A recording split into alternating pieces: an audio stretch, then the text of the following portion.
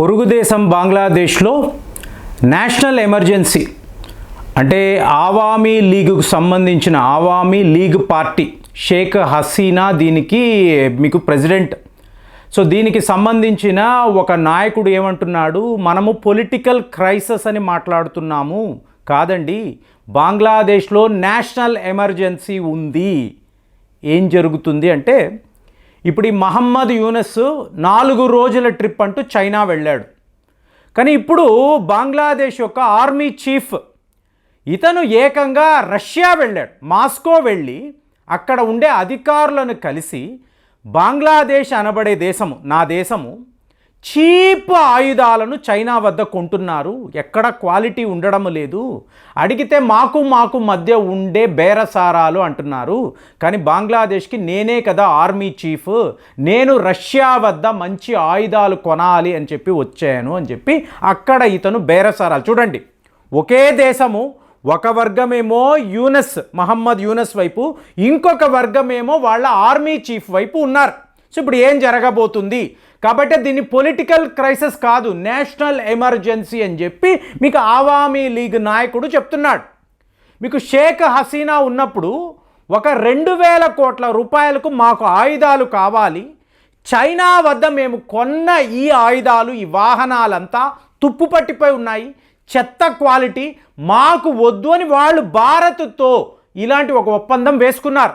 2000 కోట్లు ఇవాళ ఈవిడ భారత్లో ఆశ్రయం పొందుతున్నారు. ఈ అగ్రిమెంట్స్, ఈ మెమరాండమ్ ఆఫ్ అండర్స్టాండింగ్ ఇవన్నీ ఏమయ్యాయి మీకు మహమ్మద్ యూనస్కే తెలియాలి. కానీ అక్కడ ఆ దేశంలో వాస్తవం ఏమిటి? మనము మిలిటరీ తిరుగుబాటు అని మాట్లాడాం. సో మహమ్మద్ యూనస్ కామ్గా ఉన్నాడు, ఎప్పుడు ఏమైనా జరగవచ్చు అనే ఒక పరిస్థితి. కానీ ప్రజలు మాత్రం మీరు గమనించారనుకోండి, ప్రజల యొక్క మూర్ఖత్వము అనేది అంతు అదుపు లేకుండా, ఫస్ట్ ఏమో ఒక కుట్ర అని చెప్పి షేక్ హసీనా ఇంటిలోకి వెళ్ళి, ఆవిడ నివాస స్థలములోకి వెళ్ళి చాలా చెత్త పనులు చేశారు. ఎంత చెత్త పనులు అంటే మాటల్లో చెప్పలేము. మీకు అప్పటికప్పుడు వాళ్ళ ఆర్మీ చీఫ్ ఒక మిలిటరీ హెలికాప్టర్ ఇచ్చి, అమ్మా నువ్వు వెళ్ళిపో, ముందు బంగ్లాదేశ్ విడిచిపెట్టి వెళ్ళిపో అంటే, మనము మన రఫేల్ విమానాలను పంపి ఆవిడకి ఒక ఎస్కార్ట్ లాంటి ఒక రక్షణ ఇచ్చి భారత్కు తీసుకువచ్చాం. మరి ఇవాళ ప్రజలు ఏం చేస్తున్నారు మీరు గమనించారో లేదో, ఆ వీడియోలు చూస్తే నవ్వుకుంటారు. మనమైతే నవ్వుకుంటాము, కానీ అమెరికా వాడు, ఇజ్రాయెల్ వాళ్ళు ఏడుస్తారు. మీకు అదే వ్యాపార దిగ్గజాలు, బాబోయ్ ఇది ఏం జరుగుతుంది ఇక్కడ, వాళ్ళకి ఎక్కడ లేని ఒక బాధ కలుగుతుంది. ఎందుకు అంటే చూడండి, బాటా అనే చెప్పులు షూలు అమ్ముకునే మీకు ఒక కంపెనీ, అలాగే డామినోస్ పిజ్జా అంటారు కదా, KFC ఈ చికెన్ ముక్కలు అమ్మే సంస్థ. సో వీళ్ళు బంగ్లాదేశ్లో ఇంతకాలం బాగానే వ్యాపారాలు అనేవి చేసుకున్నారు. కానీ సడన్గా ఏమైందో తెలియదు, మొన్నటి నుంచి కూడా ఈ షోరూమ్స్, ఈ అవుట్లెట్స్ కనిపిస్తే ప్రజలు మీకు రాళ్ళు విసిరి ఈ అవుట్లెట్స్ని అంతా కూడా ధ్వంసము చేస్తున్నారండి. ఇక యువకులైతే, కుర్రాళ్ళు ఏం చేస్తున్నారు, బాటా షోరూంలోకి వెళ్ళి ఆ షూలు, మీకు షూలు అన్నప్పుడు 2500 3000 రూపాయలు ఇలాగా భారత్లో అమ్ముతున్నారు కదా, 7000కి కూడా అంత కాస్ట్ ఉన్న షూస్ కూడా వీళ్ళు అమ్ముతూ ఉంటారు. ఆ షూస్నంతా ఇష్టానుసారం విసిరి పడేయడం అంటే అక్కడ మిలిటరీ అనండి, పోలీసులు అనండి, ఎవరు ఏమీ చెయ్యలేని పరిస్థితి. అలా చూస్తూ చేతులు ఎత్తేసి మీ ఇష్టం రా, మీరు ఏం చెయ్యాలో చేసుకోండి అంటే మీకు డామినోస్ పిజ్జా, KFC ఈ అవుట్లెట్స్ని అంతా ధ్వంసము చేసి పడేశారండి. కారణం ఏమిటి అంటే ఇజ్రాయెల్ గాజాలో చేస్తున్న పనులు, ఇజ్రాయెల్ పాలస్తీనాపై ప్రకటించిన యుద్ధము. మీకు అక్కడ వేల సంఖ్యలో ప్రజలు మరణిస్తూ ఉంటే ఇక్కడ మీరు పిజ్జా వ్యాపారం చేసుకుంటారా, షూలు చెప్పులు అమ్ముకుంటారా, చికెన్ ముక్కలు తింటూ కూర్చుంటారా? సమస్యే లేదు, ఎవరిని విడిచిపెట్టమని అక్రాస్ ద బంగ్లాదేశ్ మీకు ఈ అవుట్లెట్స్, ఈ షోరూమ్స్ పైన భీకరమైన దాడులండి. ఎలాంటి దాడులు అంటే, ఇక బంగ్లాదేశ్లో మీకు వీళ్ళు వ్యాపారము చెయ్యలేరు అంటే ఇంకొక ఆఫ్ఘనిస్తాన్ని మీరు సృష్టిస్తున్నారు. ఇప్పుడు వీళ్ళు ఏం చేశారు, వీళ్ళు వ్యాపారము చేసుకోవడానికి అక్రాస్ ద గ్లోబ్ వీళ్ళు బిజినెస్ చేసుకుంటారు కదండి. సో వీళ్ళకు వాళ్ళ వ్యాపారమే ముఖ్యము. అలాంటిది వీళ్ళని ఇవాళ టార్గెట్ చేయడం ఏంటి? మోర్ ఓవర్ ఇప్పుడు బాటా అన్నారు అనుకోండి, అదేమైనా ఇజ్రాయెల్ కంపెనీయా? ఇంకా చెప్పాలంటే అది అమెరికా కంపెనీ కూడా కాదు కదా.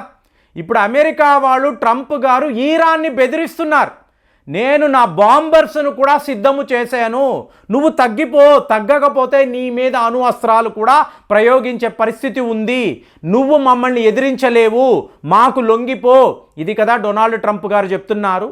అలాంటప్పుడు అమెరికాను మీరు టార్గెట్ చేశారు అనుకోండి, ఏదో ఒక రకంగా పాలస్తీనియా ప్రజలు, ఇప్పుడు మీరు చూసారనుకోండి మైక్రోసాఫ్ట్ యొక్క 50th యానివర్సరీ సెలబ్రేషన్స్ మీకు వాషింగ్టన్లో చాలా ఘనంగా వాళ్ళ హెడ్ క్వార్టర్స్లో జరుగుతున్నప్పుడు మీకు సత్యా నాదెల్లా గారు ఉన్నారు, మీకు బిల్ గేట్స్, వీళ్ళందరూ కూర్చొని మేము ఎంత కష్టపడ్డాము ఈ సంస్థను ఈ స్థాయికి తీసుకురావడానికి, అహర్నిశలు 24/7 చాలా ఎన్ని చెప్తున్నారు.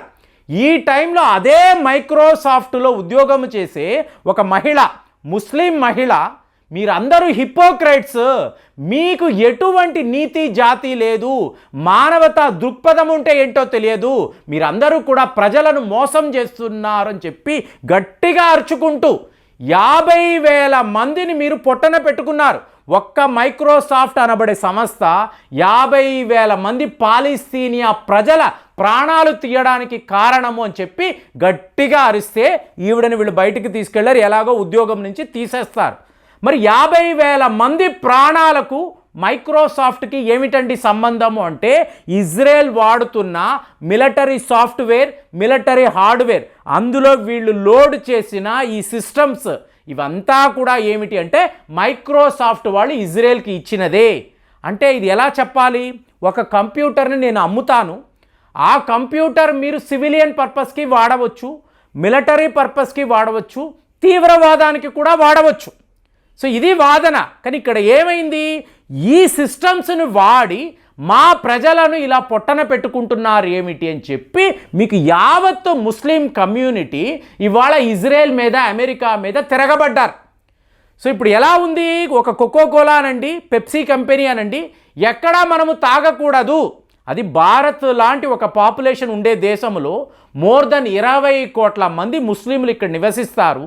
ఇప్పుడు వీళ్ళందరూ కూడా కలిసిగట్టుగా మేము ఇక మీదట కేఎఫ్సీకి వెళ్ళము, బాటా షోరూమ్కి వెళ్ళము, కోకోకోలా తాగము, పెప్సీ కోలాను మేము బ్యాన్ చేస్తున్నాము అని అన్నారు అనుకోండి, వాడి నష్టాన్ని చూడండి, ఏ లెవెల్లో వాడి నష్టం ఉంటుంది. కానీ ఇక్కడ కూడా ఒక వ్యాపార అవకాశం, అంటే లోకల్ బ్రాండ్స్ వచ్చేస్తాయి. ఇప్పుడు రిలయన్స్ వాళ్ళు చెప్తున్న చంపా కోలా, సో ఇమీడియట్గా ముస్లింలు అందరూ కూడా చంపా కోలానే తాగుదాము, లేదా మనం లోకల్గా తయారు చేసిన పళ్ళ రసాలు, లస్సీలు ఇవి చాలు, కోకోకోలా వద్దు, పెప్సీ వద్దు. ఇప్పుడు 1977లో కోకోకోలాని మనం బ్యాన్ చేసాం. అంటే ఇవాళ డయాబెటీస్కి అతి ముఖ్యమైన కారణం ఎవరండి, ఈ సాఫ్ట్ డ్రింక్సే కదా. బిర్యానీలు అట్ ది సేమ్ టైం ఈ సాఫ్ట్ డ్రింక్, అంటే బిర్యానీలు అన్నప్పుడు ఎవరు ఎక్కువ అమ్ముతారండి, ఒక షాగౌజ్ అనండి, లేదా బావర్చి అనండి, ఇవంతా ఎవరి అవుట్లెట్స్ అండి, ముస్లింల అవుట్లెట్సే కదా. వాళ్లే కదా తరతరాలుగా మేము బిర్యానీలు, మొఘల్ సామ్రాజ్యానికి ఇచ్చిన బిర్యానీలు, షాహీ బిర్యానీలు మేము అమ్ముతాము, మా వంట వాళ్లే నవాబులకు బిర్యానీలు వండి పెట్టారు అన్నీ చెప్తారు కదా. మీరు కోకోకోలా వ్యాన్ని చూడండి, biryani with Coca Cola super hit combination అని చెప్పి వాళ్ళు రాస్తారు. మరి ఇప్పుడు వీళ్ళు కోకోకోలా, పెప్సీ కోలాను బ్యాన్ చేశారు అనుకోండి, అప్పుడు పరిస్థితి ఏంటి, లోకల్ బ్రాండ్స్కి అక్కడ ఇంపార్టెన్స్ వస్తుంది కదా, వ్యాపారం పెరుగుతుంది కదా. సో ఇదంతా మీరు గమనించారు అనుకోండి, బంగ్లాదేశ్లో సడన్గా వచ్చిన ఈ తిరుగుబాటు, అలాగే ముస్లిం కమ్యూనిటీలో అమెరికా ఇజ్రాయెల్పై ఉన్న కోపము మీకు లోకల్ బ్రాండ్స్కి చాలా గొప్ప అవకాశం. సో వీళ్ళని ఈ దేశాల నుంచి టోటల్ మిడిల్ ఈస్ట్ వీళ్ళని బ్యాన్ చేశారండి. బంగ్లాదేశ్ ఒక చిన్న దేశం, కానీ మిడిల్ ఈస్ట్ అన్నప్పుడు ఎన్ని దేశాలు, అలాగే ఆర్గనైజేషన్ ఆఫ్ ఇస్లామిక్ కోఆపరేషన్, టోటల్గా ఈ అమెరికన్ ప్రోడక్ట్స్ని బ్యాన్ చేశారు అనుకోండి, మీకు లోకల్గా ఉండే కంపెనీస్కి ఎలాంటి ఒక స్వర్ణ అవకాశం ఆలోచించండి. అంటే మీకు ప్రోస్ ఉంటాయి, కాన్స్ ఉంటాయి, మీకు డిఫరెంట్ పెర్మిటేషన్స్ ఉంటాయి, కాంబినేషన్స్ ఉంటాయి. ఇలా చూసినప్పుడు బంగ్లాదేశ్ ఇవాళ లేవనెత్తిన అతిపెద్ద ఇష్యూ షోరూమ్స్పై దాడులు. సో ఇది ఒక నేషనల్ ఎమర్జెన్సీయా లేదా ఒక పొలిటికల్ క్రైసిసా, దీనిని మీరు ఎలా చూస్తున్నారు? ఈ కంపెనీస్ ఏ పాపము చేశారు అని వీళ్ళ మీద ఇంతంత పెద్ద దాడులు?